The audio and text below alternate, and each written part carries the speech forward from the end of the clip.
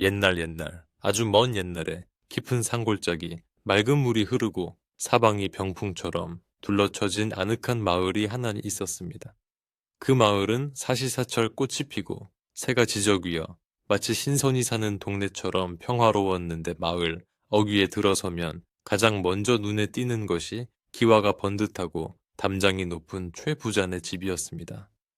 최 부자는 재물이 많아도 거만하지 않고 가난한 이웃에게 곡식을 나눠줄 줄 아는 덕망 높은 사람이었기에 마을 사람들은 그 집을 지날 때마다 고개를 숙여 존경을 표하곤 했습니다. 이 집에는 마음씨가 비단결처럼 곱고 매사에 정성을 다하는 며느리 심씨가 살고 있었는데 그녀는 시부모를 공경하고 남편을 섬기는 일에 한치의 소홀함도 없는 효부로 소문이 자자했습니다. 심씨가 시집온 뒤로 최 부자네 곶가는 마를 날이 없었고 집안에는 늘 웃음꽃이 피어났으니 사람들은 며느리가 복덩이라며 입을 모아 칭찬했습니다. 어느 해 여름 유난히 햇살이 뜨겁고 바람 한 점 없는 무더위가 계속되던 날이었습니다. 마당에 심어 놓은 봉숭아꽃도 고개를 숙일 만큼 지독한 더위였지만 심씨는 아랑곳하지 않고 부엌과 장독대를 오가며 집안 살림을 돌보느라 여념이 없었습니다. 최 부자네 장독대는 햇볕이 잘 드는 뒤뜰, 양지 바른 곳에 자리 잡고 있었는데 그곳에는 간장, 된장, 고추장이 담긴 크고 작은 항아리들이 윤기를 반짝이며 줄지어 서 있었습니다. 심씨는 매일 아침 저녁으로 장독대를 닦고 살피는 것을 하루 중 가장 중요한 일과로 여겼습니다. 장맛이 좋아야 집안 음식 맛이 좋고 음식 맛이 좋아야 식구들이 건강하다라는 친정 어머니의 가르침을 한시도 잊지 않았기 때문입니다. 그날도 심씨는 하얀 행주를 들고 장독대로 가서 항아리 뚜껑을 하나하나 열어보며 장이 잘 익어가고 있는지 살피고 있었습니다. 그때였습니다. 장독대 구석진 곳에서 무언가 바스락거리는 소리가 들려왔습니다. 처음에는 바람에 나뭇잎이 굴러가는 소리인가 싶어 대수롭지 않게 여겼지만 소리는 점점 더 크고 거칠게 들려왔습니다. 심씨는 하던 일을 멈추고 소리가 나는 쪽으로 조심스럽게 발걸음을 옮겼습니다. 커다란 간장독 뒤쪽을 살피던 심씨는 그만 소스라치게 놀라 뒤로 물러서고 말았습니다. 그곳에는 어른 팔뚝만 한 검푸른 독사 한 마리가 또아리를 들고 머리를 치켜든 채 그 앞에서 꼼짝도 못하고 있는 작은 두꺼비 한 마리를 노려보고 있었기 때문입니다. 뱀의 혀는 날름거리고 눈은 살기로 번뜩이고 있었으며 당장이라도 두꺼비를 한 입에 삼킬 듯한 기세였습니다. 두꺼비는 공포에 질려 숨소리조차 내지 못하고 바들바들 떨고만 있었습니다. 심씨는 본래 겁이 많은 성격이었지만 눈앞에서 작고 연약한 생명이 죽임을 당하려 하는 것을 보고만 있을 수는 없었습니다. 그녀는 주위를 두리번거려 마당 한 구석에 놓여있던 빗자루를 집어 들었습니다. 그리고는 떨리는 손을 진정시키며 독사를 향해 빗자루를 휘둘렀습니다. 뱀은 갑작스러운 공격에 놀라 몸을 움츠리더니 이내 독이 잔뜩 오른 눈으로 심씨를 쏘아보았습니다. 썩 물러가라 이 짐승아, 어디서 함부로 살생을 하려 드느냐. 심씨는 용기를 내어 크게 소리치며 바닥을 탕탕 내리쳤습니다. 뱀은 쉽게 먹잇감을 포기하지 않으려는 듯 슉슉거리는 소리를 내며 저항했지만 심씨가 계속해서 빗자루로 위협하자 결국 스르르 몸을 돌려 담장 너머 풀숲으로 사라지고 말았습니다. 심씨는 뱀이 완전히 사라진 것을 확인하고서야 안도의 한숨을 내쉬며 빗자루를 내려놓았습니다. 독사가 사라진 자리에는 여전히 공포에서 헤어나오지 못한 두꺼비가 납작 엎드려 있었습니다. 심씨는 조심스럽게 두꺼비에게 대오가 쭈그리고 앉아 부드러운 목소리로 말을 걸었습니다. 이제 괜찮다. 그 무서운 놈은 갔으니 안심하렴. 많이 놀랐지. 두꺼비는 심씨의 목소리를 알아듣기라도 한 듯 끔벅거리는 눈으로 그녀를 바라보았습니다. 심씨는 두꺼비의 등이 흙투성이가 된 것을 보고 안쓰러운 마음에 자신의 치마폭으로 조심스레 감싸려 했지만 혹여나 두꺼비가 놀랄까봐 손을 거두고 부엌으로 달려갔습니다. 그녀는 작은 종지에 맑은 물을 떠와서 두꺼비 앞에 놓아주었습니다. 목이 마를 테니 이것 좀 마시고 기운을 차리렴. 너도 살려고 태어난 목숨인데 하마터면 큰일 날 뻔했구나. 두꺼비는 잠시 머뭇거리는가 싶더니 이내 종지 앞으로 엉금엉금 기어가 물을 마시기 시작했습니다. 목을 축이고 나니 조금 기운이 도는지 두꺼비는 몸을 일으켜 심씨를 향해 꾸벅 고개를 숙이는 듯한 신용을 했습니다. 그 모습이 어찌나 기특하고 신기한지 심씨는 방금 전에 무서웠던 기억도 잊고 환하게 웃음을 터뜨렸습니다. 그래 그래, 살아서 다행이다. 앞으로는 조심해서 다니렴. 심씨는 두꺼비가 덤불 속으로 안전하게 들어가는 것을 지켜본 뒤에야 다시 장독을 닦는 일을 마무리했습니다. 그날 저녁 심씨는 시부모님과 남편에게 낮에 있었던 일을 이야기했습니다. 시아버지는 고개를 끄덕이며 미물이라도 생명을 귀하게 여기는 내 마음이 참으로 곱구나. 그 두꺼비가 내게 큰 은혜를 입었으니 복을 가져다 줄지도 모를 일이다 라고 칭찬했습니다. 다음날 아침 심씨가 아침밥을 짓기 위해 쌀을 씻어 안치고 장독대로 나갔을 때였습니다. 어제 그 두꺼비가 장독대 밑 그늘진 곳에 웅크리고 앉아 심씨를 기다리고 있는 것이 아니겠습니까? 심씨가 반가운 마음에 어머, 네가 아직 여기 있었구나. 배고프지는 않니? 라고 말을 걸자 두꺼비는 기다렸다는 듯이 툭 튀어나온 눈을 깜박였습니다. 심씨는 얼른 부엌으로 가서 식구들이 먹고 남은 밥알 몇 개를 가져와 두꺼비 앞에 놓아주었습니다. 두꺼비는 넙죽넙죽 밥알을 잘도 받아 먹었습니다. 그날부터 두꺼비는 아예 최부자네 장독대를 자신의 집으로 삼아 눌러 앉았습니다. 심씨는 매일 두꺼비를 살피고 먹이를 챙겨주며 정을 붙였고 두꺼비 역시 심씨의 발자국 소리만 들려도 엉금엉금 기어 나와 반가움을 표시했습니다. 시간이 흘러 가을이 깊어지고 찬바람이 불기 시작했습니다. 그동안 두꺼비는 심씨의 정성 어린 보살핌 덕분에 눈에 띄게 자라났습니다. 처음 보았을 때는 어른 주먹만 하던 것이 이제는 대접만큼이나 커졌고 등 가죽은 더욱 단단하고 거칠어져서 웬만한 짐승은 함부로 덤비지 못할 만큼 듬직해 보였습니다. 마을 사람들은 심씨가 두꺼비를 키운다는 소문을 듣고 신기해하며 구경을 오기도 했습니다. 허허, 그놈 참 잘생겼다. 며느리 사랑을 먹고 자라서 그런지 때깔부터가 다르네. 사람들은 두꺼비를 보며 한마디씩 덕담을 건넸고 어떤 노인들은 두꺼비가 집에 들어와 사는 것은 재물을 지켜주는 업이라며 최부자네가 더욱 번창할 것이라고 말하기도 했습니다. 심씨는 그런 말을 들을 때마다 두꺼비가 더욱 사랑스럽게 느껴졌습니다. 어느 날은 심씨가 장독대 옆에 쭈그리고 앉아 김장을 위해 배추를 다듬고 있었습니다. 두꺼비는 그 옆에 얌전히 앉아 마치 심씨를 지켜주는 무사처럼 주위를 두리번거리고 있었습니다. 그때 파리 한 마리가 날라와 심씨의 얼굴, 주위를 맴돌며 귀찮게 굴었습니다. 심씨가 손을 휘저어도 파리는 끈질기게 달라붙었습니다. 그 순간 옆에 있던 두꺼비가 긴 혀를 순식간에 내뻗어 파리를 낚아채 삼켜버렸습니다. 눈 깜짝할 사이에 일어난 일이라 심씨는 잠시 멍하니 있다가 이내 웃음을 터뜨렸습니다. 아이고, 우리 두꺼비가 내 밥값만 축내는 줄 알았더니 제 밥벌이는 하는구나. 고맙다. 내 덕분에 편하게 일하겠네. 두꺼비는 칭찬을 알아들었는지 몸을 부풀리며 끄떡거렸습니다. 겨울이 다가오자 두꺼비는 겨울잠을 자러 갈 준비를 하는 듯 장독대 및 깊숙한 흙구멍 속으로 들어가는 시간이 많아졌습니다.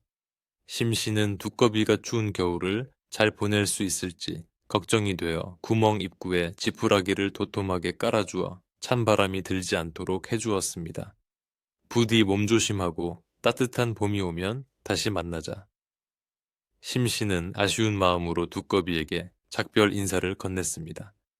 눈이 내리고 온 세상이 하얗게 변한 긴 겨울 동안 심씨는 가끔 장독대에 나가 눈 쌓인 항아리들을 보며 두꺼비를 생각했습니다. 혹여 얼어 죽지는 않았는지 배를 골치는 않는지 걱정이 되었지만 자연의 섭리대로 잘 견뎌내리라. 믿고 기다렸습니다. 이윽고 긴 겨울이 가고 남쪽에서 따뜻한 바람이 불어오며 매화가 꽃망울을 터뜨리는 봄이 찾아왔습니다. 겨우내 얼었던 땅이 녹고 가을물 소리가 경쾌하게 들려올 무렵 장독대 밑 흙구멍에서 부스럭거리는 소리가 들렸습니다. 심씨가 반가운 마음에 달려가 보니 흙을 털어내며 두꺼비가 모습을 드러냈습니다. 한겨울을 땅속에서 보내고 나온 두꺼비는 작년보다 더욱 크고 웅장한 모습으로 변해 있었습니다. 등에는 금빛 점들이 은은하게 박혀 있어 신비로운 기운마저 감돌았습니다. 어서 와라, 무사히 겨울을 났구나. 정말 장하다. 심씨는 뛸 듯이 기뻐하며 두꺼비를 맞이했습니다. 두꺼비는 긴 잠에서 깨어나 배가 고팠는지 심씨가 가져다 준 먹이를 허겁지겁 먹었습니다. 두꺼비가 돌아온 후로 최 부자네 집에는 좋은 일들이 잇따라 일어났습니다. 밭에 심은 곡식들은 병충해 하나 없이 무럭무럭 자랐고 암소는 건강한 송아지를 쌍둥이로 낳았습니다. 시아버지는 이게 다 며느리가 덕을 쌓고 두꺼비가 집안을 지켜준 덕분이다라며 기뻐했습니다. 심씨와 두꺼비의 사이는 더욱 각별해져서 이제는 심씨가 어디를 가든 두꺼비가 그 뒤를 따르는 풍경이 낯설지 않게 되었습니다. 심씨가 빨래터에 가면 두꺼비는 가을가 바위 위에 앉아 그녀를 기다렸고 밭일을 나갈 때도 밭두렁에 앉아 벌레들을 잡아주곤 했습니다. 마을 사람들은 그런 두꺼비를 보며 심신의 업두꺼비라고 불렀습니다. 그러나 평화로운 나날 속에서도 심씨의 마음 한구석에는 잊히지 않는 기억이 하나 있었습니다. 바로 처음 두꺼비를 만났던 날, 그 무시무시했던 독사의 눈빛이었습니다. 빗자루에 맞아 쫓겨나면서도 끝까지 뒤를 돌아보며 혀를 날름거리던 그 독사의 원망 섞인 눈초리가 가끔 꿈에 나타나 심씨를 괴롭히곤 했습니다.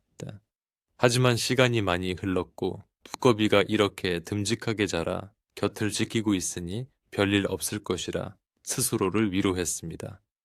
두꺼비 역시 가끔은 아무것도 없는 허공을 향해 낮게 울음소리를 내거나 장독대 담장 너머를 오랫동안 응시할 때가 있었습니다. 그럴 때면 심씨는 두꺼비가 무언가를 감지한 것은 아닐까 하는 막연한 불안감을 느끼곤 했지만 바쁜 일상에 쫓겨 곧 잊어버리곤 했습니다. 여름이 다시 찾아와 녹음이 우거질 무렵 최 부자네 집에서는 큰 경사를 앞두고 있었습니다. 바로 시아버지의 환갑잔치가 다가오고 있었던 것입니다. 칠순팔순도 아니고 환갑이니만큼 마을 사람들을 모두 초대하여 크게 잔치를 벌이기로 결정했습니다. 심씨는 잔치 준비를 위해 눈코 뜰 새 없이 바쁜 나날을 보냈습니다. 장을 보러 장터에 다녀오고 술을 빚고 떡살을 불리는 등 몸이 10개라도 모자랄 지경이었습니다. 두꺼비는 바쁜 심씨의 곁을 묵묵히 지키며 때로는 지친 심씨가 마루에 앉아 쉴 때면 발치에 와서 가만히 턱을 괴고 앉아 위로가 되어 주었습니다. 심씨는 두꺼비의 머리를 쓰다듬으며 이번 잔치만 잘 치르면 한시름 놓겠구나. 너도 그때 맛있는 것을 많이 주마 라고 속삭였습니다. 잔치를 며칠 앞둔 어느 날 저녁 하늘에 먹구름이 잔뜩 끼고 후텁지근한 바람이 불어왔습니다. 비가 올 것 같은 날씨에 심씨는 서둘러 장독 뚜껑을 닫고 마당에 널어놓은 빨래를 걷었습니다. 그런데 평소라면 장독대 밑에 얌전히 있을 두꺼비가 보이지 않았습니다. 두꺼봐 어디 갔니? 비가 올 텐데 어서 들어오렴. 심씨가 집 주변을 돌며 불렀지만 두꺼비는 나타나지 않았습니다. 걱정이 된 심씨는 대문 밖까지 나가보았지만 어두워진 골목길에는 개 짖는 소리만 들릴 뿐이었습니다. 한참을 찾아 헤매다 포기하고 집으로 돌아오려는데 대문 앞 감나무 아래에서 두꺼비가 무언가를 노려보고 있는 것을 발견했습니다. 가까이 다가가 보니 두꺼비는 담장 틈새를 뚫어지게 응시하고 있었습니다. 그 모습이 평소와는 달리 매우 긴장되어 보였고 온몸에 돌기가 곤두서 있었습니다. 심씨가 여기서 뭘 하고 있니? 어서 들어가자. 라며 손을 내밀었지만 두꺼비는 꼼짝도 하지 않고 낮은 소리로 그르르 거리며 경계 태세를 풀지 않았습니다. 심씨는 두꺼비의 시선이 머무는 곳을 자세히 살펴보았지만 어둠 속이라 아무것도 보이지 않았습니다. 그저 바람에 흔들리는 나뭇가지, 그림자만 어른거릴 뿐이었습니다. 하지만 왠지 모르게 등골이 오싹해지는 기분이 들어 심씨는 서둘러 두꺼비를 안아들고 집 안으로 들어왔습니다. 두꺼비는 심씨의 품에 안겨서도 계속 뒤를 돌아보며 불안한 기색을 감추지 못했습니다. 그날 밤 심씨는 잠자리에 누워서도 좀처럼 잠을 이루지 못했습니다. 창밖에서는 빗방울이 후두둑 떨어지기 시작했고 멀리서 천둥 소리가 은은하게 울려 퍼졌습니다. 옆에서 곤히 잠든 남편의 숨소리를 들으며 심씨는 뒤척였습니다. 아까 두꺼비가 보였던 이상한 행동과 왠지 모르게 느껴지던 불길한 기운이 머릿속을 맴돌았기 때문입니다. 단지 비가 오려고 해서 그런 걸까? 아니면 내가 너무 예민해진 탓일까? 심씨는 스스로에게 질문을 던져보았지만 명확한 답을 찾을 수는 없었습니다.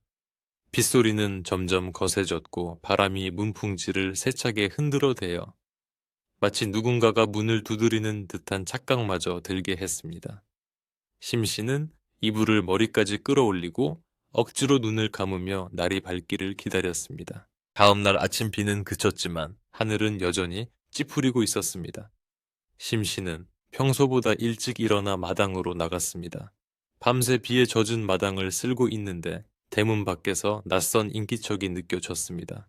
빗자루를 든 채 대문을 열어보니 허름한 승복을 입은 노스님 한 분이 지팡이를 짚고 서 있었습니다.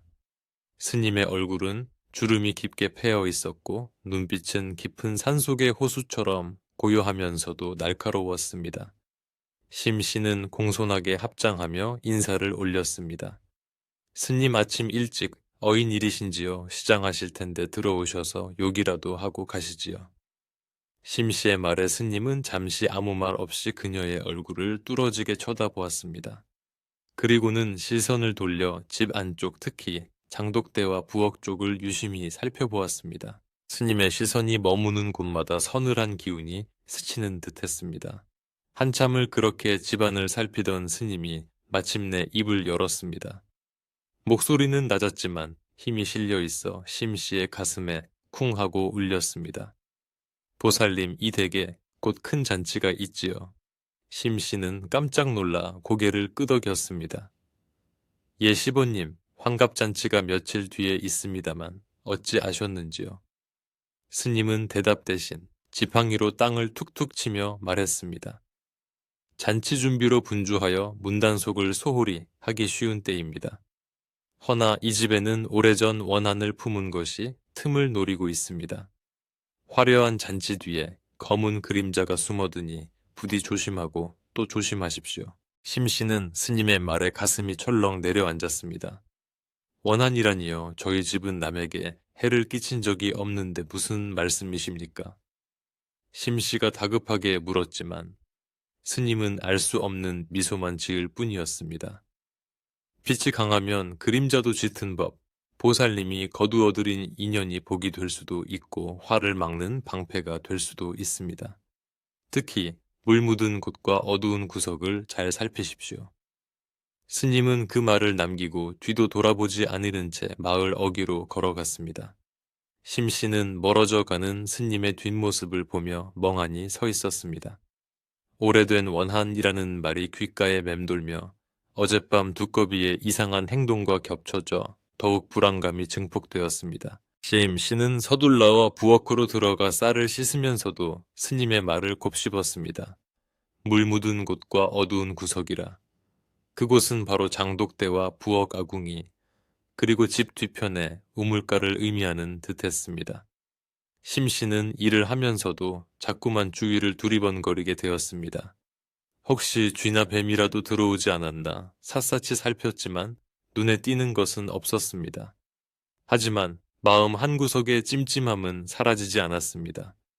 낮에 장독대에 가보니 두꺼비는 여느 때처럼 항아리 옆에 앉아 있었지만 평소처럼 졸고 있는 것이 아니라 눈을 크게 뜨고 사방을 주시하고 있었습니다. 심씨씨가 다가가도 반가워하는 기색보다는 긴장한 듯한 모습이 역력했습니다. 노도스님의 말씀을 들은 개냐? 아니면 네가 먼저 무언가를 본 게냐?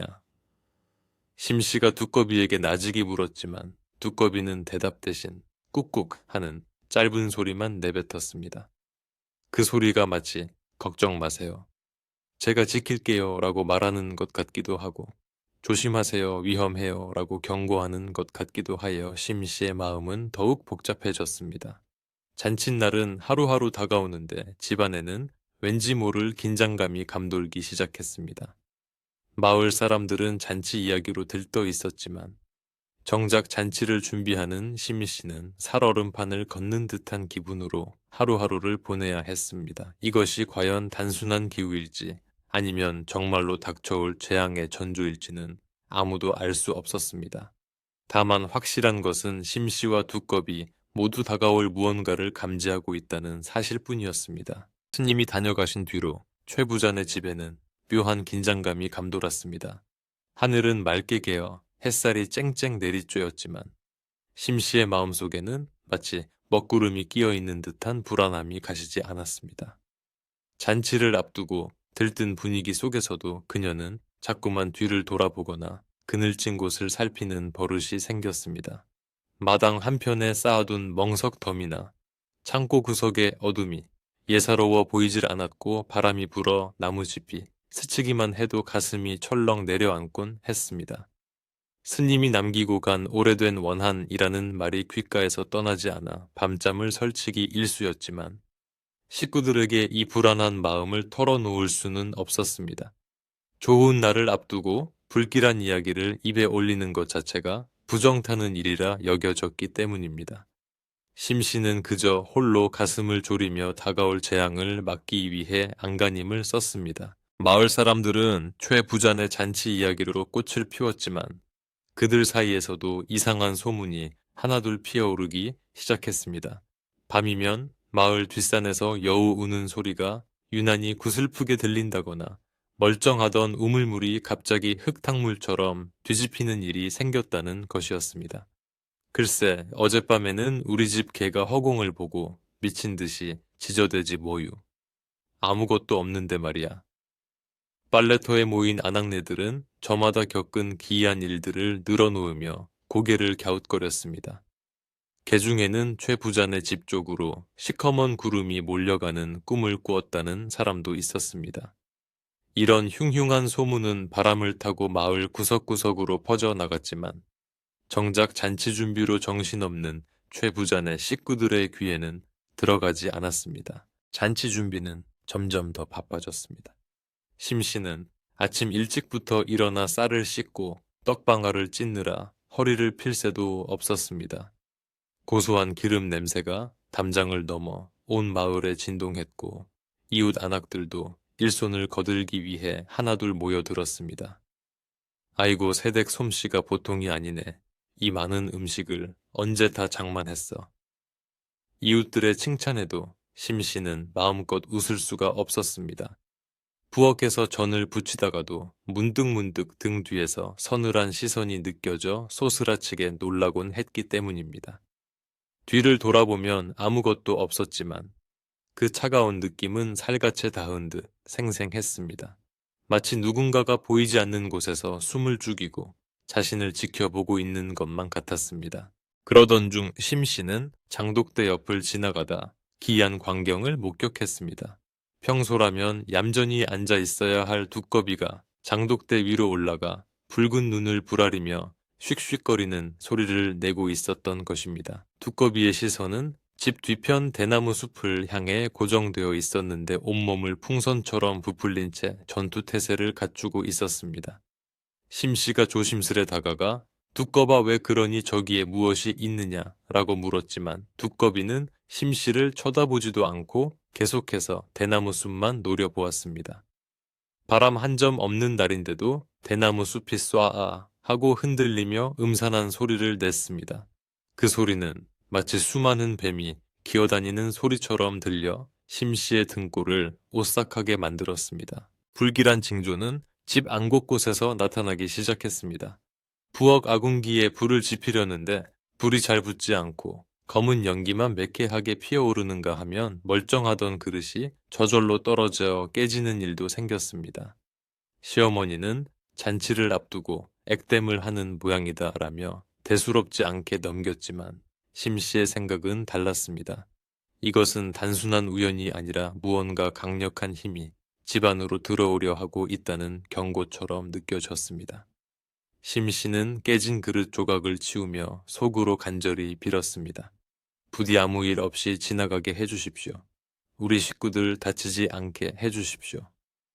그녀의 손은 덜덜 떨리고 있었고 이마에는 식은땀이 송골송골 맺혔습니다. 잔치 전날 밤이 되자 불안감은 최고조에 달했습니다. 해가 지고 어둠이 깔리자 마을은 쥐 죽은 듯 조용해졌고 풀벌레 소리조차 들리지 않는 정막이 감돌았습니다. 최 부자네 집은 내일 쓸 음식들을 마루와 부엌에 가득 차려놓고 마지막 점검을 하고 있었습니다. 심 씨는 마당에 걸어둔 등불이 바람에 위태롭게 흔들리는 것을 보며 가슴을 졸였습니다. 그때 대문 밖에서 타탁타탁 하는 낯선 발자국 소리가 들려왔습니다. 사람의 발소리 같기도 하고 짐승의 발소리 같기도 한 기묘한 소리였습니다. 심 씨가 숨을 죽이고 대문 쪽을 바라보는데 갑자기 마당의 개가 꼬리를 다리 사이로 감추고 낑낑거으며 뒷걸음질을 쳤습니다. 평소 낯선 사람만 보면 지저대던 용맹한 개가 겁에 질려 꼼짝도 못하는 모습은 심 씨를 더욱 공포에 떨게 했습니다. 심 씨는 용기를 내어 남편을 불렀습니다. 서방님, 밖에서 무슨 소리가 들리는 것 같습니다. 한번 나가보셔야 할 것 같아요. 남편은 피곤한 기색으로 하품을 하며 나왔습니다. 이 밤중에 누가 온다고 그래. 당신이 너무 예민해서 잘못 들은 거 아니오. 남편은 투덜거리며 대문을 열어보았지만 밖에는 아무도 없었습니다. 휑한 골목길에는 짙은 어둠만이 깔려 있을 뿐이었습니다. 거봐, 아무도 없잖아. 내일 잔치 때문에 긴장해서 헛소리를 들은 게요. 어서 들어가서 쉽시다. 남편은 대문을 대충 걸어 잠그고 방으로 들어갔지만 심 씨는 도저히 발길이 떨어지지 않았습니다. 그녀는 대문의 빗장을 단단히 확인하고 문틈으로 혹시 모를 틈새가 없는지 꼼꼼히 살폈습니다. 그날 밤 두꺼비는 자신의 거처인 장독대를 비우고 부엌 문지방 앞으로 자리를 옮겼습니다. 심 씨가 부엌 정리를 마치고 나오는데 두꺼비가 문 앞을 떡하니 막고 앉아 있는 것이었습니다. 두꺼봐, 왜 여기 와 있니? 잠은 안 자고. 심 씨가 말을 걸자 두꺼비는 꾸룩 하고 낮게 울며 심 씨의 치마자락을 물고 끌어당겼습니다.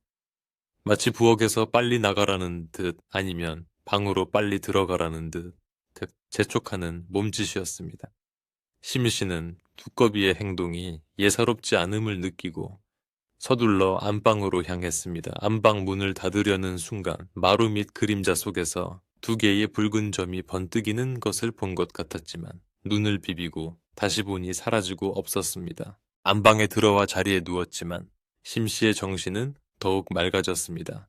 옆에 누운 남편과 시부모님은 고단한 하루를 보낸 탓인지 금세 코를 골며 깊은 잠에 빠져들었습니다. 방 안의 평화로운 풍경과는 달리 문 밖에서는 심상치 않은 기운이 점점 집을 에워싸고 있었습니다. 지붕 위로 무언가 무겁고 끈적한 것이 기어가는 듯한 소리가 스스스 하고 들려왔습니다. 기와장이 살짝 들썩이는 소리, 처마 끝에서 흙 부스러기가 떨어지는 소리가 고요한 밤에 정적을 깼습니다. 심 씨는 이불 속에서 두 손을 꽉 잡고 숨조차 크게 쉬지 못했습니다. 그것은 분명 짐승의 움직임이었지만 고양이나 쥐와는 비교할 수 없을 만큼 거대하고 무거운 존재임이 틀림없었습니다. 시간이 얼마나 흘렀을까? 밖에서 두꺼비의 울음소리가 들려왔습니다. 평소의 부드러운 울음소리가 아니라 찢어질 듯 날카롭고 긴박한 비명이었습니다. 개굴개굴 객 두꺼비의 울음소리에 심 씨는 벌떡 몸을 일으켰습니다. 이것은 분명 두꺼비가 위험을 알리는 신호였습니다. 심 씨는 떨리는 손으로 문고리를 잡았습니다. 나가봐야 한다는 생각과 무서워서 꼼짝도 할 수 없다는 생각이 머릿속에서 치열하게 싸웠습니다. 하지만 자신을 지켜주던 두꺼비가 홀로 싸우고 있을지도 모른다는 생각에 심씨는 두려움을 억누르고 조심스레 방문을 열었습니다. 문틈으로 들어온 달빛이 마루를 비추고 있었고 그 너머 마당에는 기이한 그림자가 드리워져 있었습니다. 달빛 아래 드러난 마당의 풍경은 충격적이었습니다. 마당 한가운데에 검은 연기처럼 이 일렁이는 형체가 서서히 또아리를 틀며 몸집을 불리고 있었기 때문입니다. 그것은 어둠 속에서 형체를 정확히 알 수 없었지만 거대한 뱀의 형상과 흡사했습니다. 그 앞에는 작은 두꺼비 한 마리가 버티고 서서 그 거대한 어둠을 마주하고 있었습니다. 두꺼비는 몸을 최대한 부풀려 자신의 크기를 과시하고 있었지만 상대는 집에 있는 기둥만큼이나 굵고 길어 보였습니다. 그 검은 형체는 혀를 날름거리며 두꺼비를 비웃기라도 하듯 주위를 빙빙 돌고 있었습니다. 그제야 심씨는 몇 년 전 자신이 쫓아냈던 그 독사가 오랜 세월 원한을 품고 힘을 키워 다시 돌아왔음을 확신하게 되었습니다. 그것은 단순한 뱀이 아니라 원한과 도끼로 뭉친 요물이 되어 있었던 것입니다. 심씨는 비명을 지르고 싶었지만 목소리가 나오지 않았습니다. 다리에 힘이 풀려 주저앉을 뻔했지만 문틀을 잡고 겨우 버텼습니다. 그때 검은 형체가 스르르 움직이며 안방 쪽으로 머리를 돌렸습니다. 집안의 가장 큰 어른인 시아버지가 잠들어 있는 곳을 노리는 듯했습니다. 그 순간 두꺼비가 번개처럼 뛰어올라 검은 형체의 앞길을 가로막았습니다. 두꺼비는 입에서 하얀 거품을 뿜어내며 맹렬하게 지저댔습니다. 그 소리는 마치 천둥 소리처럼 우렁차서 집안을 흔들 정도였습니다.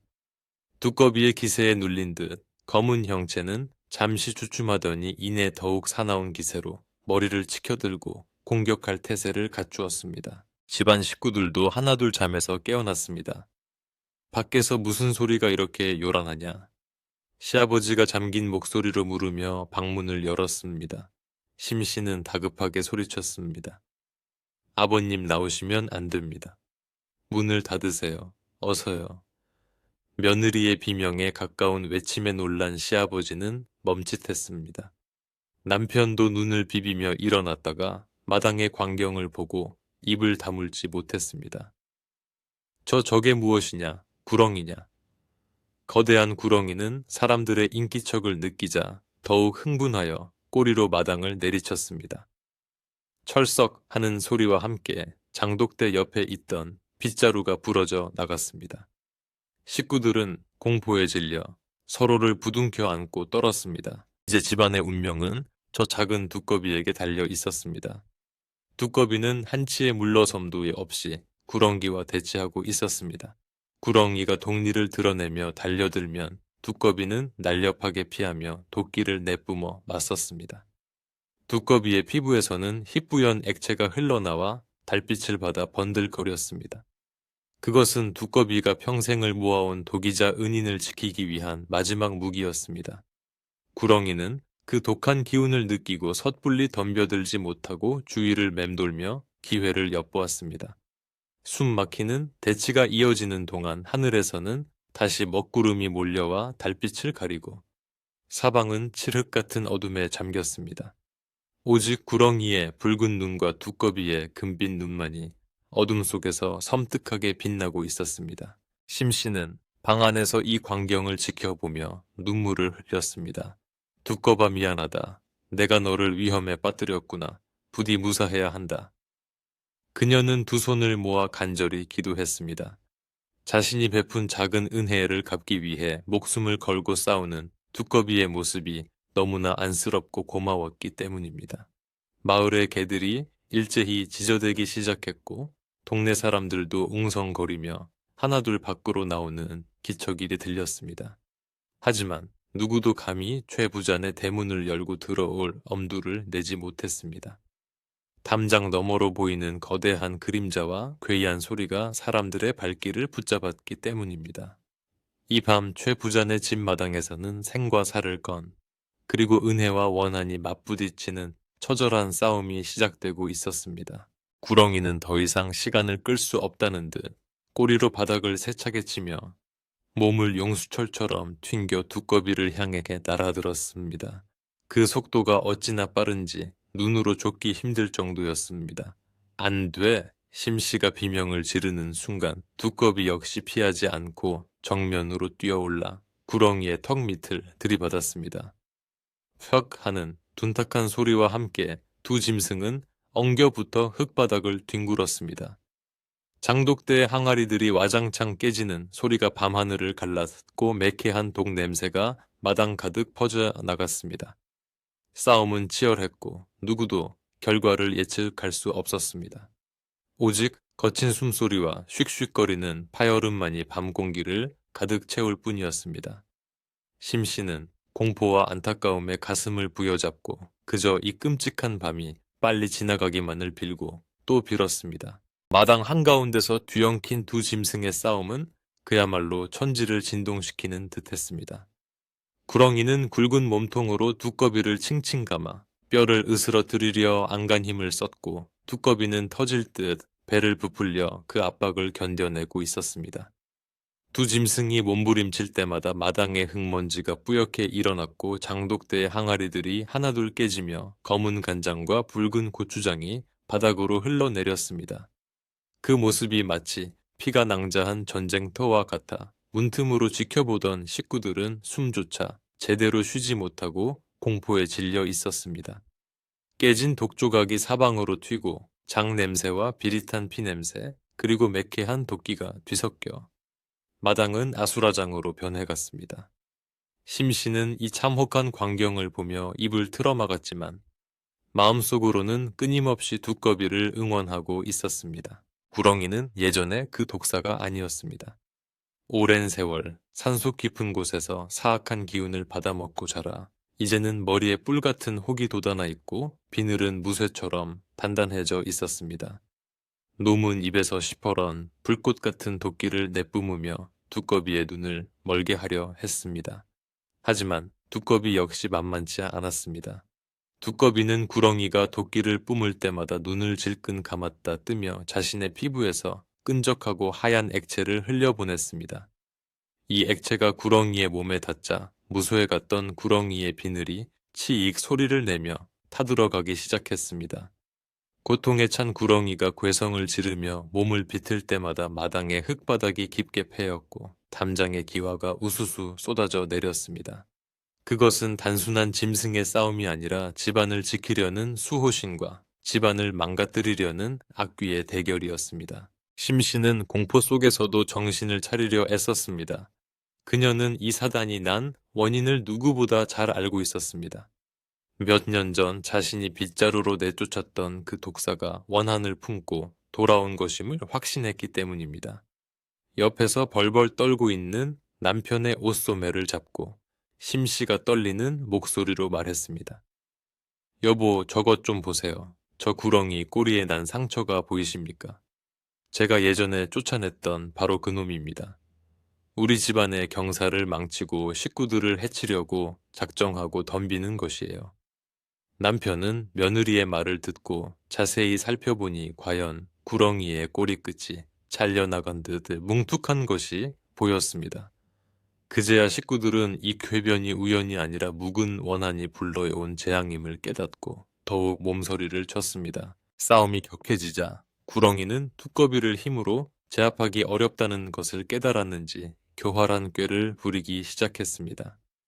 놈은 두꺼비와의 싸움을 피하는 척하며 몸을 슬쩍 빼더니 번개 같은 속도로 안방 문을 향해 머리를 들이밀었습니다.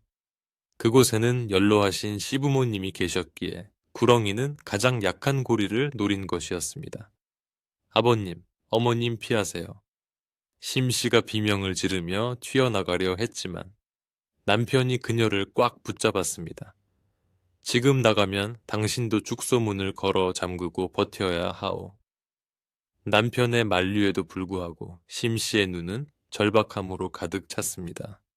구렁이의 거대한 머리가 방문 창호지를 뚫고 들어가려는 일촉즉발의 순간이었습니다. 그때 두꺼비가 믿을 수 없는 도약을 했습니다. 마당 구석에서 몸을 날린 두꺼비는 공중에서 몸을 회전하며 구렁이의 목덜미를 정확히 물어뜯었습니다. 아무리 단단한 비늘이라도 두꺼비의 턱힘과 독을 당해낼 수는 없었습니다. 구렁이는 끔찍한 비명을 지르며 방문 앞에서 나뒹굴었습니다. 두꺼비는 한 번 잡은 승기를 놓치지 않으려는 듯 구렁이의 목을 물고 늘어지며 뒷다리로 놈의 몸통을 긁어댔습니다. 구렁이는 고통을 이기지 못하고 마당을 대굴대굴 구르며 꼬리로 집 기둥을 내리쳤습니다. 쿵쿵 집 전체가 지진이 난 듯 흔들렸고 부엌의 솥뚜껑이 요란한 소리를 내며 바닥으로 떨어졌습니다. 집안은 금방이라도 무너져 내릴 듯 위태로웠습니다. 이 요란한 소리는 고요하던 마을 전체를 깨웠습니다. 한밤중에 들려오는 짐승의 괴성과 집 무너지는 소리에 놀란 마을 사람들이 하나둘 횃불을 들고 최 부자네 집 앞으로 모여들었습니다. 이게 무슨 병고인가? 최 부자네 집에 불이라도 난 건가? 사람들은 웅성거리며 굳게 닫힌 대문을 두드렸습니다. 이복의 최 부자 안에 무슨 일이 있나 대문 좀 열어보게.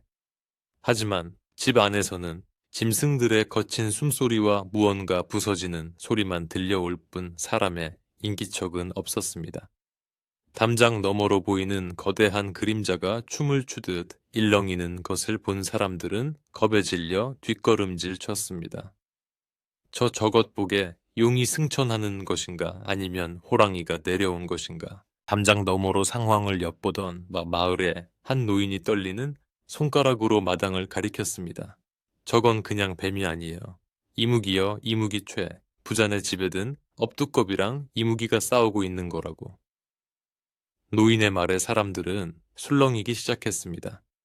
업두꺼비가 집안을 지켜준다는 말은 들었지만 실제로 저런 괴물과 싸우는 모습을 보게 될 줄은 꿈에도 몰랐던 것입니다.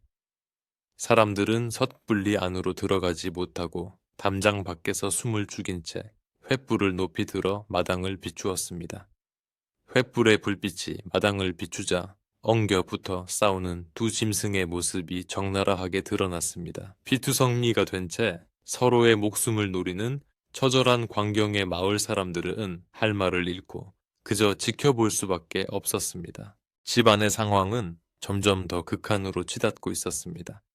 구렁이는 두꺼비를 떼어내기 위해 자신의 몸을 장독대에 세게 부딪혔습니다. 와장창 남은 항아리들이 모조리 깨지면서 파편이 사방으로 튀었고 두꺼비도 충격을 받아 잠시 바닥으로 떨어졌습니다. 구렁이는 이 틈을 타서 입을 크게 벌리고 두꺼비를 통째로 삼키려 달려들었습니다. 그 붉은 입속에는 날카로운 독리가 번뜩이고 있었고 목구멍 깊은 곳에서는 지옥불 같은 열기가 뿜어져 나왔습니다. 심씨는 눈을 질끈 감으며 소리쳤습니다. 두꺼봐 안 돼. 그녀의 외침은 절규에 가까웠습니다. 가족의 생명을 지키기 위해 고군분투하는 작은 생명에게 닥친 위기는 그녀의 가슴을 후벼 팠습니다. 그러나 두꺼비는 포기하지 않았습니다. 구렁이의 입이 덮쳐오는 순간 두꺼비는 피하지 않고 오히려 그 입속을 향해 하얀 독액을 쏘아 보냈습니다. 두꺼비의 등에서 뿜어져 나온 강력한 독이 구렁이의 입천장과 목구멍을 강타했습니다. 구렁이는 뜨거운 물을 뒤집어 쓴 것처럼 펄쩍 뛰며 고개를 쳐박았습니다. 노매의 입에서는 검붉은 거품이 흘러나왔고 고통에 몸부림치며 꼬리로 바닥을 미친 듯이 쓸었습니다. 마당의 흙바닥은 이미 엉망이 되어 움푹 파였고 구렁이가 흘린 피와 두꺼비의 독액이 뒤섞여 기괴한 냄새를 풍겼습니다. 그 냄새는 맡는 것만으로도 머리가 어지러질할 정도로 독했습니다. 심씨는 이제 더 이상 방 안에 숨어 있을 수만은 없다고 생각했습니다. 두꺼비가 저토록 목숨을 걸고 싸우는데 자신이 가만히 있는 것은 도리가 아니었습니다. 그녀는 부엌으로 달려가 식칼을 쥐려다가 문득 스님의 말씀이 떠올랐습니다. 물 묻은 곳과 어두운 구석을 살피라. 그녀는 칼 대신 부엌 구석에 있던 소금 단지를 집어 들었습니다. 부정을 씻어내고 악귀를 쫓는 데는 소금이 최고라는 옛말이 스쳤기 때문입니다. 심씨는 문을 박차고 마당으로 나갔습니다. 남편이 뒤에서 불렀지만 그녀는 들리지 않는 듯했습니다. 마당에 선 심씨는 싸우고 있는 두 짐승을 향해 소금을 한 줌 힘껏 뿌렸습니다. 이 사악한 요물아 썩 물러가라. 우리 집에서 당장 나가란 말이다. 심씨의 고함 소리와 함께 하얀 소금이 공중에 흩뿌려졌습니다. 신기하게도 소금이 닿자 구렁이는 더욱 괴로워하며 몸을 비틀었습니다. 두꺼비는 이 심씨가 나온 것을 보고 힘을 얻었는지 개굴 하고 우렁차게 울며 마지막 힘을 짜냈습니다. 두꺼비의 몸이 평소보다 2배는 더 부풀어 올랐고 온몸의 돌기에서 짙은 안개 같은 도끼가 뿜어져 나와 구렁이를 감쌌습니다. 구렁이는 그 도강가의 속에서 방향을 잃고 허공을 향해 헛된 공격을 퍼부었습니다. 심씨는 두려움을 잊고 계속해서 소금을 뿌리며 두꺼비를 도왔습니다. 물러가라 물러가라. 그녀의 목소리는 담장 밖의 마을 사람들에게까지 생생하게 전달되었습니다. 마을 사람들도 심씨의 용기에 감동하여 밖에서 소리를 치며 응원하기 시작했습니다. 물러가라 썩 물러가라. 수십 명의 목소리가 합쳐지자 그 기세가 하늘을 찌를 듯 했습니다. 사람들의 고함 소리와 횃불의 밝은 빛, 그리고 심씨의 결연한 의지가 합쳐져 구렁이를 압박했습니다. 구렁이는 육체적인 고통뿐만 아니라 사람들의 기운에 눌려 점점 힘을 잃어갔습니다. 놈의 움직임은 눈에 띄게 둔해졌고 치켜들었던 머리도 자꾸만 바닥으로 떨어졌습니다. 하지만 원한에 사무친 구렁이는 마지막 발악을 준비하고 있었습니다. 놈은 남은 힘을 모두 모아 꼬리로 땅을 치며 심씨를 향해 돌진했습니다. 자신이 죽더라도 원수의 집안 사람 하나는 데려가겠다는 심산이었습니다. 그 찰나의 순간 두꺼비가 심씨의 앞을 막아섰습니다. 구렁이의 독리가 두꺼비의 등 가죽을 깊숙이 파고들었습니다. 두꺼비는 고통스러운 비명을 질렀지만 절대로 물러서지 않았습니다. 오히려 구렁이의 턱을 자신의 앞발로 꽉 잡고 놓아주지 않았습니다. 두꺼비의 몸속으로 구렁이의 독이 퍼져나가는 동시에 두꺼비의 강력한 독 또한 구렁이의 몸속으로 깊이 침투했습니다. 서로가 서로에게 치명적인 독을 주입하며 뒤엉킨 채 두 짐승은 서서히 움직임을 멈추어 갔습니다. 마당에는 거친 숨소리와 함께 정적이 찾아왔습니다. 핏방울이 하나둘 다시 떨어지기 시작했고 빗물은 마당의 핏자국을 씻어내리려 하고 있었습니다. 심씨는 눈앞에서 벌어진 처참한 광경에 다리에 힘이 풀려 주저앉았습니다.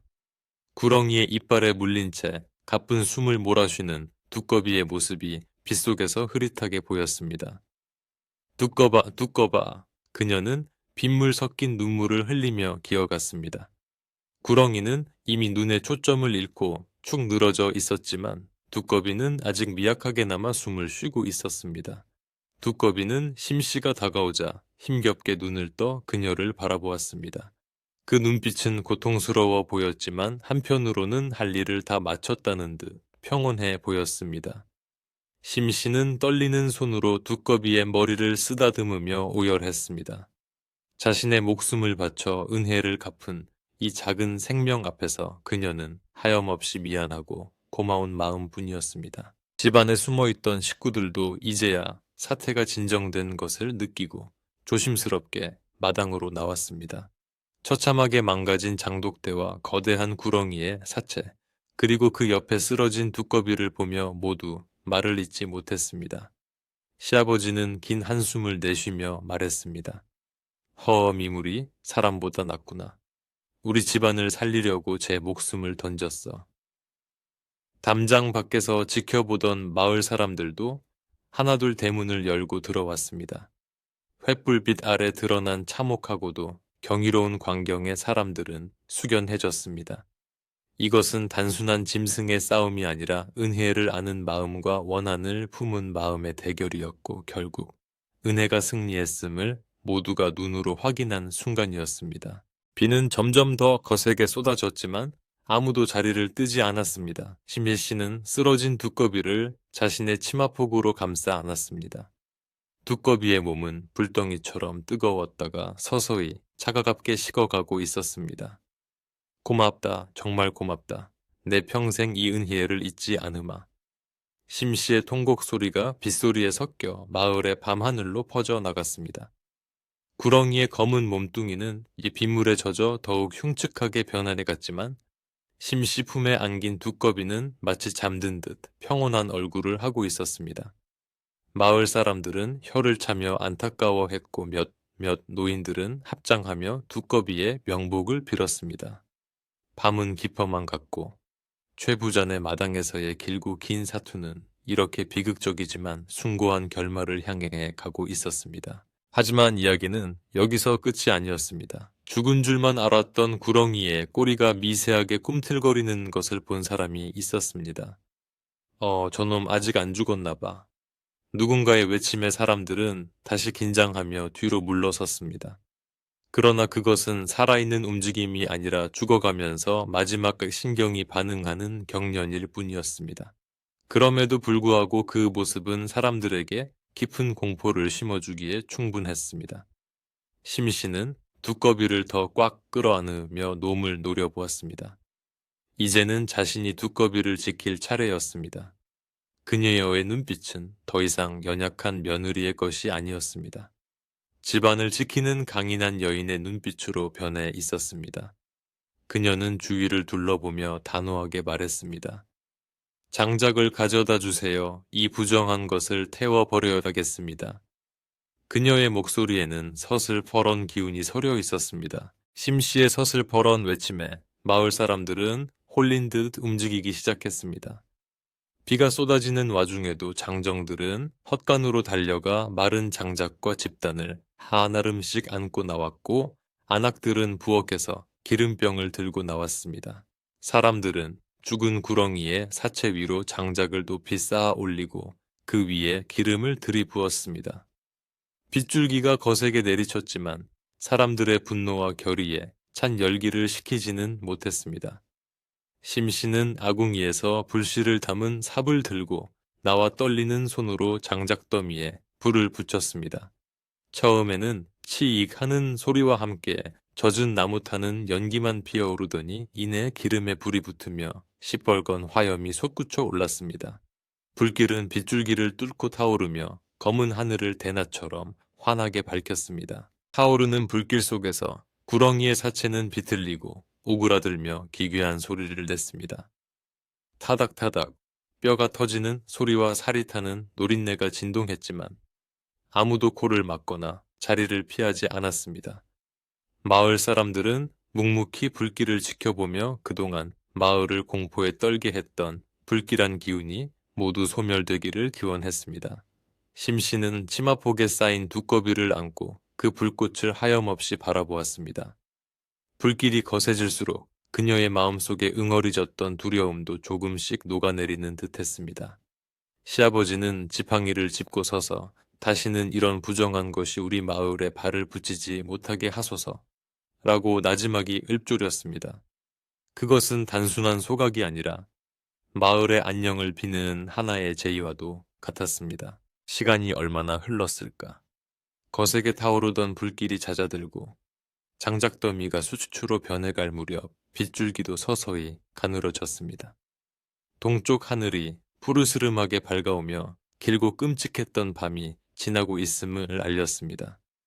구렁이는 한 줌의 재로 변해버렸고 마당에는 매캐한 연기와 빗물 섞인 웅덩이만이 남아 있었습니다. 심씨는 그제야 긴장이 풀린 듯 깊은 한숨을 내쉬며 자리에 주저앉았습니다. 그녀의 품에 안긴 두꺼비는 이미 차갑게 식어 딱딱하게 굳어 있었습니다. 심씨는 두꺼비의 눈을 감겨주며 고생했다.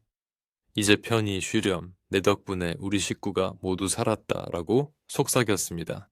그녀의 눈물 한 방울이 두꺼비의 등 위로 뚝 떨어졌습니다. 날이 완전히 밝자 마을 사람들은 밤새 난장판이 된 최 부자네 마당을 치우기 시작했습니다. 누구 하나 시키지 않았음에도 이웃들은 제 집 일처럼 팔을 걷어붙이고 나섰습니다.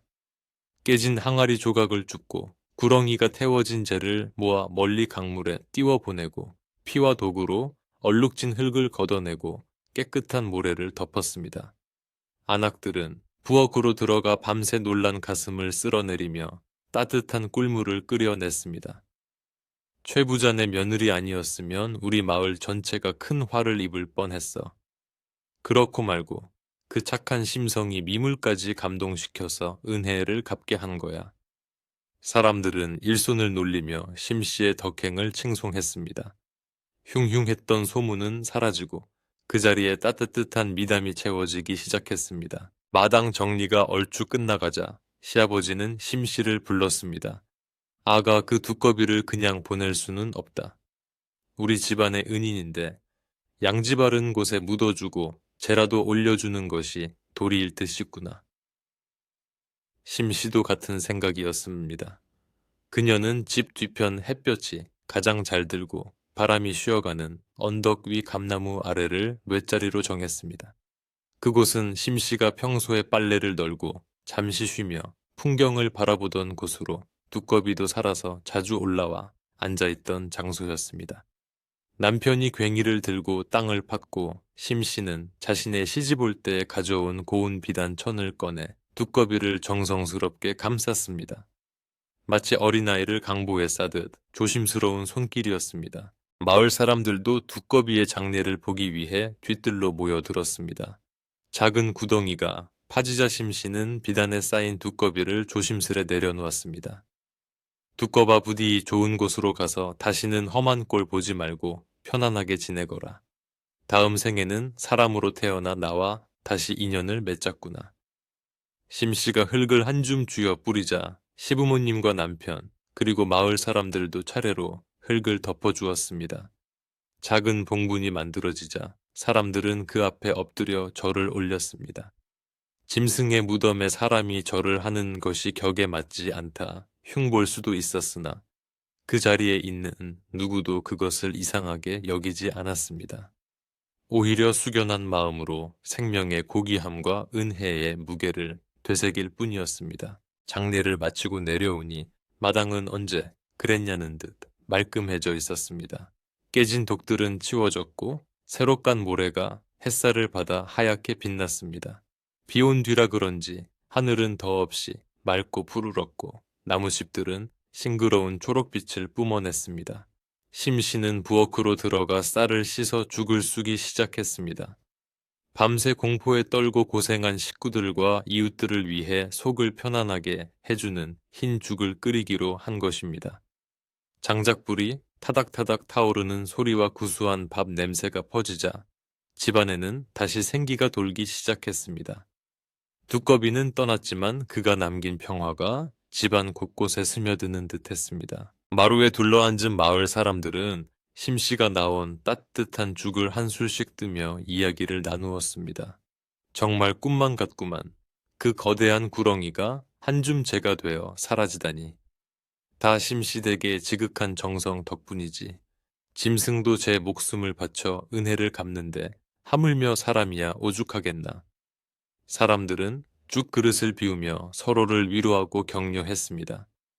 그동안 마을을 감싸고 있던 불신과 두려움은 봄 눈 녹듯 사라지고 끈끈한 유대감이 그 자리를 대신했습니다. 심씨는 부엌 문틀에 기대어 그 평화로운 광경을 바라보며 엷은 미소를 지었습니다. 비록 몸은 청은망은 무거웠지만 마음만은 깃털처럼 가벼웠습니다. 그때 대문 밖에서 계십니까? 하는 굵직한 목소리가 들려왔습니다. 심씨가 나가보니 며칠 전 경고를 남기고 떠났던 그 노스님이 다시 서 있었습니다. 스님은 온화한 미소를 지으며 심씨를 바라보았습니다. 큰 애군을 잘 넘기셨군요. 집안의 기운이 맑아진 것을 보니 마음이 놓입니다. 심씨는 합장하며 깊이 고개를 숙였습니다. 스님의 말씀 덕분에 미리 마음의 준비를 할 수 있었습니다. 감사합니다. 스님은 고개를 저으며 말했습니다. 아닙니다. 모든 것은 보살님의 선한 마음이 지어낸 결과입니다. 두꺼비는 자신의 소명을 다하고 떠난 것이니 너무 슬퍼하지 마십시오. 그놈은 이제 이 집안의 수호신이 되어 영원히 머물 것입니다. 스님은 품에서 작은 주머니 하나를 꺼내 심씨에게 건넸습니다. 이것은 연꽃 씨앗입니다. 두꺼비가 묻힌 곳 근처에 심어주십시오. 맑은 꽃이 피어나면 두꺼비의 영혼도 기뻐할 것입니다. 심씨는 두 손으로 공손히 주머니를 받았습니다. 스님은 뒤도 돌아보지 않고 지팡이를 짚으며 유유히 사라졌습니다. 심씨는 스님이 사라진 골목길을 한참이나 바라보다가 소중하게 주머니를 품에 안고 뒤뜰로 갔습니다. 감나무 아래 두꺼비의 무덤가의 연꽃샷을 정성스레 심으며 그녀는 다시 한번 두꺼비의 명복을 빌었습니다. 흙을 토닥이는 그녀의 손길에는 슬픔 대신 희망이 묻어났습니다. 오후가 되자 시아버지는 깨진 장독대를 보수하기 위해 읍내에서 옹기장수를 불렀습니다. 옹기장수는 그 깨진 독조각들을 보더니 혀를 내둘렀습니다. 허허 독들이 아주 산산조각이 났구만요. 어지간히 큰 힘을 쓴 게 아닌가 봅니다. 시아버지는 빙그레 웃으며 말했습니다. 그 독들이 우리 식구 목숨값을 대신한 게지요. 제일 튼튼하고 좋은 놈으로 골라주게. 다시는 깨지지 않을 단단한 놈으로 말이네. 옹기장수는 땀을 흘리며 크고 좋은 항아리들을 마당으로 날랐습니다. 심씨와 남편은 항아리를 닫고 제자리에 앉으며 장독대를 다시 채워 나갔습니다. 비어있던 자리가 하나둘 채워질 때마다 집안의 평온도 차곡차곡 쌓여가는 듯했습니다. 새 항아리들이 자리를 잡고 윤이 나게 닦이자 장독대는 예전보다 훨씬 더 번듯해 보였습니다. 심씨는 새로 들여온 큰 독에 맑은 물을 가득 채우고 정화수를 올렸습니다. 그리고 두 손을 모아 비나이다를 했습니다. 천지신명님, 그리고 우리 두꺼비님, 이제 이 댁에 나쁜 기운은 물러가고 좋은 기운만 가득하게 해주십시오. 그녀의 기도는 간절했고 하늘도 그 마음에 응답하듯 눈부신 햇살을 장독대 위로 쏟아부었습니다. 장독대에 비친 햇살이 반짝거리는 모습은 마치 두꺼비의 금빛 등 가죽을 닮아 있어 심씨는 잠시 착각에 빠지기도 했습니다. 저녁 무렵이 되자 마을은 완전히 예전의 평화로운 모습으로 돌아왔습니다. 집집마다 밥 짓는 연기가 피어오르고 아이들이 골목을 뛰어다니며 웃는 소리가 들려왔습니다. 최 부자네 집에서도 저녁 준비가 한창이었습니다. 깨진 그릇들을 정리하고 남은 음식 재료들을 살피던 심씨는 문득 부엌 구석에 두꺼비가 즐겨 앉던 자리를 보게 되었습니다. 텅 빈 그 자리가 허전하게 느껴졌지만 더 이상 슬프지는 않았습니다. 그곳에는 두꺼비가 남기고 간 보이지 않는 온기가 남아 있었기 때문입니다. 심씨는 두꺼비 밥그릇으로 쓰던 깨진 종지를 깨끗이 씻어 그 자리에 다시 놓아두었습니다. 비록 몸은 없어도 영혼은 언제나 함께 할 것이라는 믿음 때문이었습니다. 남편이 부엌으로 들어와 심씨의 어깨를 감싸주었습니다. 고생 많았어. 당신 아니었으면 우리 집안은 풍비박산이 났을게요. 내가 평생 당신한테 잘하리다. 무뚝뚝하던 남편의 따뜻한 말 한마디에 심씨의 눈시울이 다시 붉어졌습니다. 서방님도 고생하셨어요. 우리 식구 모두 무사하니 그것으로 되었습니다. 부부는 서로를 마주보며 희미한 미소를 지었습니다. 큰 시련을 겪고 난 뒤라 그런지 가족 간의 정은 더욱 깊어졌고 서로를 아끼는 마음도 더욱 애틋해졌습니다. 이것 또한 두꺼비가 주고 간 마지막 선물이 아닐까 싶었습니다. 밤이 깊어오자 최 부자는 사랑방에 불을 밝히고 붓을 들었습니다. 그는 집안의 내력을 적는 족보 귀퉁이에 오늘의 일을 짧게 기록했습니다. 모년 모월 모일 큰 구렁이가 들어와 화를 입을 뻔하였으나 며느리가 거둔 두꺼비가 목숨을 바쳐 집안을 구하다. 후손들이 이 일을 기억하고 미물이라도 생명을 귀하게 여기는 마음을 잊지 않기를 바라는 마음에서였습니다. 붓을 내려놓은 최 부자는 창문을 열고 밤하늘을 올려다보았습니다. 수많은 별들이 반짝이는 가운데 유난히 밝게 빛나는 별 하나가 마치 두꺼비의 눈동자처럼 그를 내려다보고 있었습니다. 심희 씨는 잠자리에 들기 전 다시 한번 마당으로 나갔습니다. 달빛이 교교하게 비치는 장독대는 고요했고 풀벌레 소리만이 정겹게 들려왔습니다. 그녀는 장독대 한가운데 서서 깊게 심호흡을 했습니다. 맑고 시원한 밤 공기가 폐부 깊숙이 들어오자 머릿속이 맑아졌습니다. 두꺼봐 잘 자라. 내일도 모레도 우리 집 잘 지켜다오. 그녀는 허공을 향해 조용히 인사를 건넸습니다. 어디선가 바람이 불어와와 나무짚을 스치며 사락사락 소리를 냈습니다.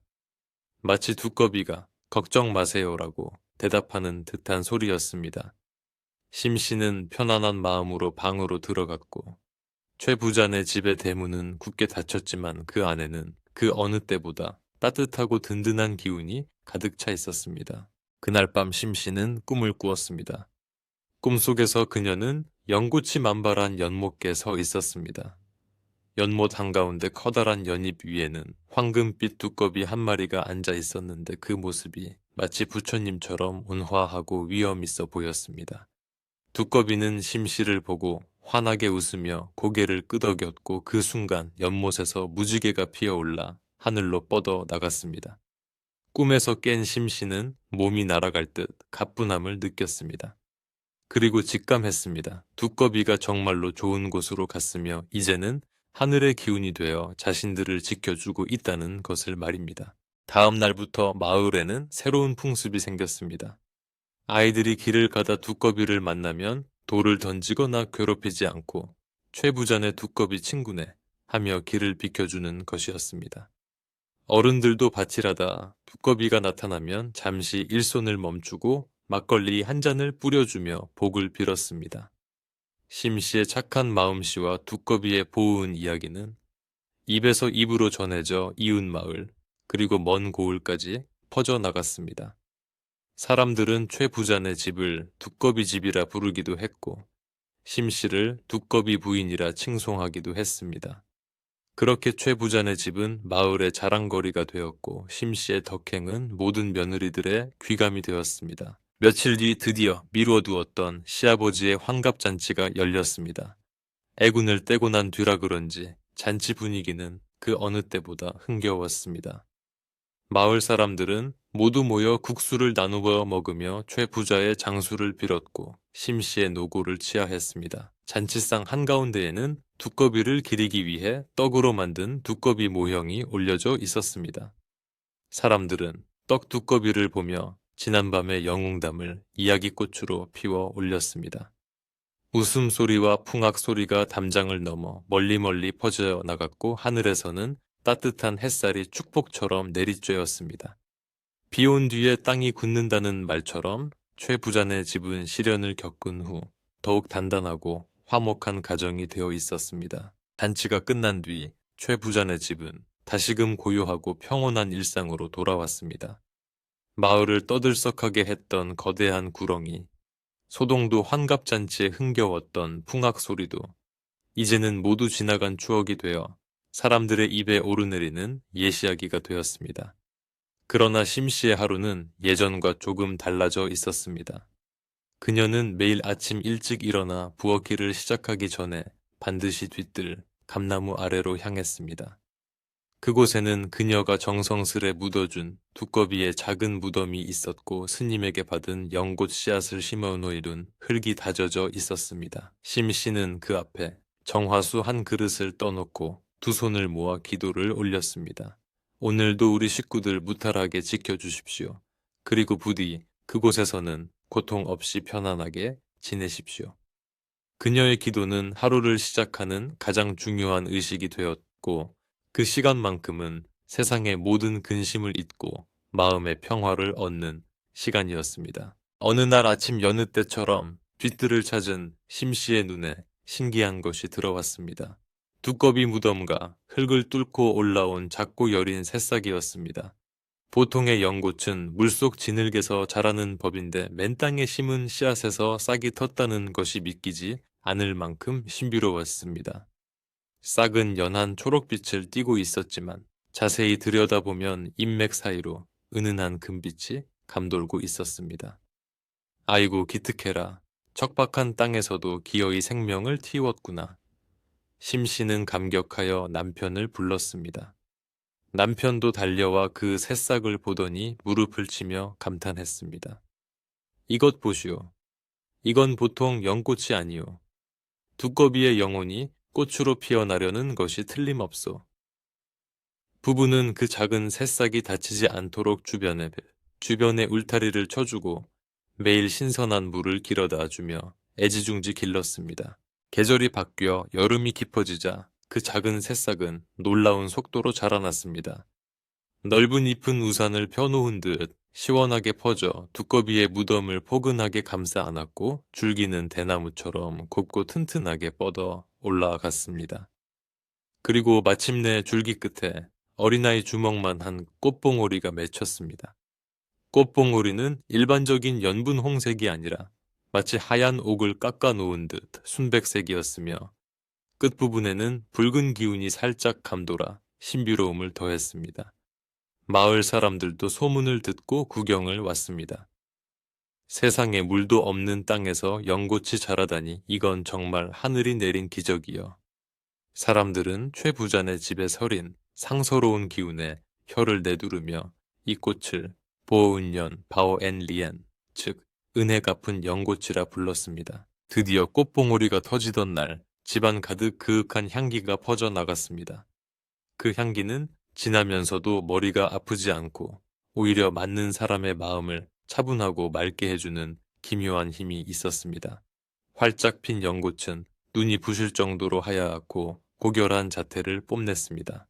꽃집 하나하나가 마치 살아있는 듯 생기가 넘쳤고 밤이 되면 꽃송이 자체에서 은은한 광채가 뿜어져 나와 뒷뜰을 환하게 비추었습니다. 심씨는 밤마다 마루에 앉아 그 꽃을 바라보며 두꺼비와 대화를 나누듯 시간을 보냈습니다. 네가 이렇게 아름다운 꽃으로 다시 우리 곁에 왔구나. 정말 고맙다.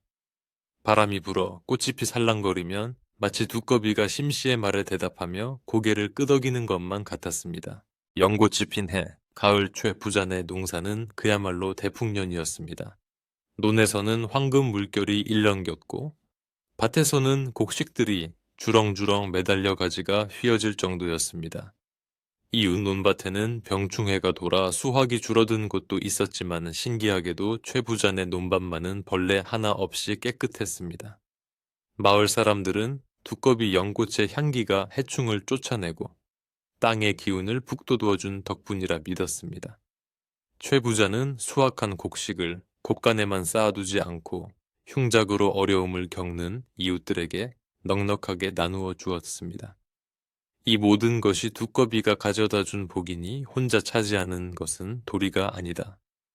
최 부자의 나눔에 마을 사람들의 칭송은 더욱 높아졌고 최 부자네 집은 명실상부한 마을의 중심이자 덕망 있는 가문으로 자리 잡았습니다. 경사는 그것뿐만이 아니었습니다. 결혼한 지 몇 년이 지나도록 태기가 없어 남몰래 속을 태우던 심씨에게 드디어 아이가 들어선 것입니다. 어느 날 밤 심씨는 꿈을 꾸었습니다. 꿈속에서 하얀 연꽃이 만발한 연못계 금색 두꺼비 한 마리가 나타나 입에 물고 있던 크고 빛나는 여의주를 심씨의 품에 안겨주었습니다. 잠에서 깬 심씨는 그것이 태몽임을 직감했습니다.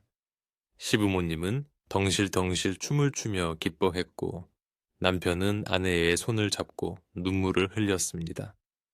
두꺼비가 우리 대를 이을 귀한 자손까지 점지해 주었구려. 이 은혜를 어찌 다 갚겠소. 집안은 웃음꽃이 떠날 날이 없었고 심씨는 뱃속의 아이를 위해 좋은 것만 보고 들으며 태교의 정성을 다했습니다. 10달이 차고 드디어 건강한 사내아이가 태어났습니다. 아이의 울음소리가 어찌나 우렁찬지 집안의 기화장이 들썩거릴 정도였고 피부는 백옥처럼 희고 눈동자는 샛별처럼 초롱초롱했습니다. 신기하게도 아이의 등에는 작은 반점이 있었는데 그 모양이 마치 두꺼비가 웅크리고 앉아있는 모습과 흡사했습니다. 사람들은 아이를 보며 두꺼비가 환생하여 이 집의 아들로 태어난 모양이다라며 수군거렸습니다. 심씨는 아이의 이름을 보성이라 지었습니다. 은혜를 갚고 집안을 지켜준다는 뜻을 담은 이름이었습니다. 아이는 잔병치레 한 번 없이 무럭무럭 자라났고 방긋방긋 잘 웃는 성격 덕분에 집안의 귀염둥이가 되었습니다. 아이가 자라 걸음마를 떼고 말을 배우기 시작하자 심씨는 아이를 데리고 뒤뜰 연꽃 앞으로 갔습니다. 보성아, 저 꽃이 우리 집을 지켜주는 수호신이란다. 그리고 네가 세상에 나올 수 있게 도와준 고마운 분이기도 하지. 심씨는 아이에게 두꺼비와 구렁이의 이야기를 들려주었습니다. 어린아이가 이해하기에는 다소 무서운 이야기일 수도 있었지만 보성이는 눈을 반짝이며 귀담아 들었습니다. 이야기를 다 듣고 난 아이는 고사리 같은 손으로 연꽃을 향해 배꼽 인사를 했습니다. 두꺼비님 고맙습니다. 저도 커서 엄마 아빠 지켜주는 사람이 될게요. 그 모습이 어찌나 의젓하고 사랑스러운지 심씨는 아이를 꼭 껴안아 주었습니다. 세월이 흘러 보성이는 씩씩한 소년으로 성장했습니다.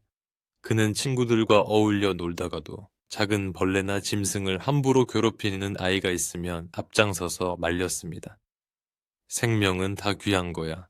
아주 작은 거라도 함부로 죽이면 안 돼. 보성이의 말과 행동은 친구들에게도 영향을 미쳐 마을 아이들은 숲에서 뱀을 만나도 돌을 던지지 않고 피하여 가고 개구리나 두꺼비를 잡는 장난도 치지 않게 되었습니다. 마을 어른들은 그런 아이들을 보며 흐뭇해했습니다. 최 부자네 손자가 아이들을 잘 가르쳐서 마을의 인심이 더 좋아졌어. 심씨가 심은 선한 씨앗이 두꺼비를 통해 꽃을 피우고 다시 그 아들을 통해 온 마을에 퍼져나가는 셈이었습니다. 어느덧 10여 년의 세월이 흐르고 심씨는 이제 중년의 부인이 되어 집안의 안주인으로서 모든 살림을 관장하게 되었습니다. 시부모님은 천수를 누리고 편안하게 세상을 떠나셨고 남편 최 부자는 마을의 촌장이 되어 존경을 받았습니다. 집안은 날로 번창하여 논밭은 더욱 늘어났고 곳간은 항상 가득 차 있었습니다. 하지만 심씨는 초심을 잃지 않고 언제나 검소하고 겸손한 태도를 유지했습니다. 가난한 과객이 찾아오면 따뜻한 밥상을 차려 대접하고 흉년이 들면 곳간을 열어 마을 사람들을 구제했습니다. 그녀의 덕행은 고을 원님에게까지 알려져 상을 받기도 했지만 심씨는 모든 공을 두꺼비에게 돌리며 겸양을 표했습니다. 매년 여름이면 뒤뜰의 보은년은 어김없이 피어났습니다. 처음 한 송기였던 꽃은 이제 군락을 이루어 뒤뜰 전체를 하얗게 뒤덮었습니다. 바람이 부는 날이면 하얀 꽃집들이 눈송이처럼 흩날리며 장관을 연출했습니다. 심씨는 가끔 마루에 앉아 그 풍경을 바라보며 옛날을 회상하곤 했습니다. 빗자루 하나 들고 독사와 맞서던 젊은 날의 자신, 그리고 목숨을 걸고 가족을 지켜낸 두꺼비의 용맹한 모습이 주마등처럼 스쳐 지나갔습니다. 두꺼봐, 네가 지켜준 이 집에서 우리가 이렇게 행복하게 살고 있단다. 너도 그곳에서 웃고 있겠지.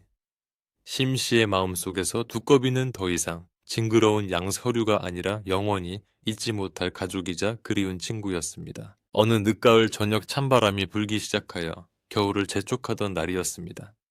온 돌방 아랫목은 뜨끈하게 데워져 있었고 방 안에는 저녁 밥상에서 피어오르는 구수한 된장국 냄새가 가득했습니다. 장성한 아들 보성이는 서당에서 돌아와 책을 읽고 있었고 남편은 화로 곁에서 곰방대를 물고 있었습니다. 심씨는 갓 지은 하얀 쌀밥을 그릇에 담아 상에 올렸습니다. 어서들 드세요. 푸으시겠어요.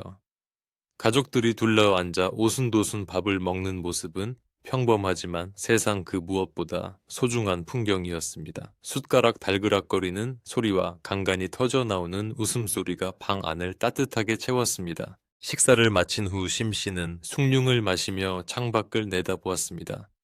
밖에는 둥근 보름달이 떠올라 마당을 대낮처럼 환하게 비추고 있었습니다. 달빛을 받은 장독대는 반질반질 윤이 났고 뒤뜰의 연꽃 줄기들은 말라가고 있었지만 그 뿌리는 땅속 깊은 곳에서 다음 봄을 준비하고 있을 터였습니다. 심씨는 문득 스님이 남기고 갔던 말이 떠올랐습니다.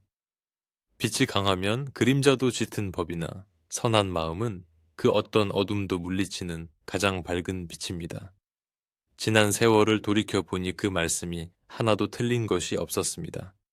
두려움과 공포의 그림자가 집안을 덮쳤을 때 작은 두꺼비를 긍휼히 여겼던 그 한순간의 선한 마음이 등불이 되어 가족을 구했으니 말입니다. 남편이 심씨의 손을 지그시 잡았습니다.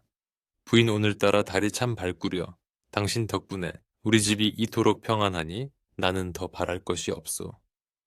남편의 투박하지만 진심 어린 말에 심씨는 수줍게 웃었습니다. 다 조상님의 덕이고 두꺼비의 보살핌이지요. 저는 그저 제 할 일을 했을 뿐입니다. 아들 보성이도 책을 덮으며 말했습니다. 어머니 아버지가 말씀하시길 적선지가 지산지자에 필유여경 비유유칭이라 했습니다. 선을 쌓은 집에는 반드시 경사가 있다는 말이지요. 우리 집이 바로 그런 집인 것 같습니다. 저도 부모님 본받아 평생 베풀며 살겠습니다. 듬직하게 자란 아들의 말에 부부는 흐뭇한 미소를 교환했습니다. 밤은 점점 깊어가고 마을의 집들은 하나둘 불을 끄고 잠자리에 들 준비를 했습니다. 산사의 소리도 잦아들고 바람 소리마저 잦아든 고요한 밤이었습니다. 심씨는 이부자리를 펴고 자리에 누웠습니다.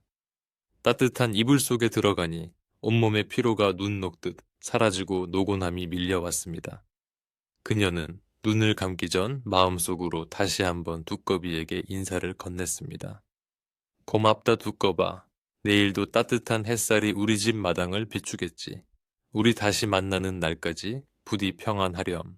창호지 문 너머로 은은한 달빛이 스며들어 방 안을 아늑하게 감쌌습니다. 어디선가 귀뚜라미가 귀뚤귀뚤 맑은 소리로 노래를 부르기 시작했습니다. 그 소리는 마치 옛날 이야기를 들려주는 할머니의 자장가처럼 부드럽고 정겨웠습니다. 최 부자네 식구들은 모두 편안한 숨소리를 내며 깊은 잠에 빠져들었습니다. 착한 마음이 지켜낸 이 집에는 더 이상 무서운 꿈도 불길한 그림자도 찾아오지 않을 것입니다. 오직 평화와 행복만이 오래오래 머물며 이야기는 끝이 났지만 그 따뜻한 기운은 밤새도록 그리고 영원토록 이 집에 감돌 것입니다.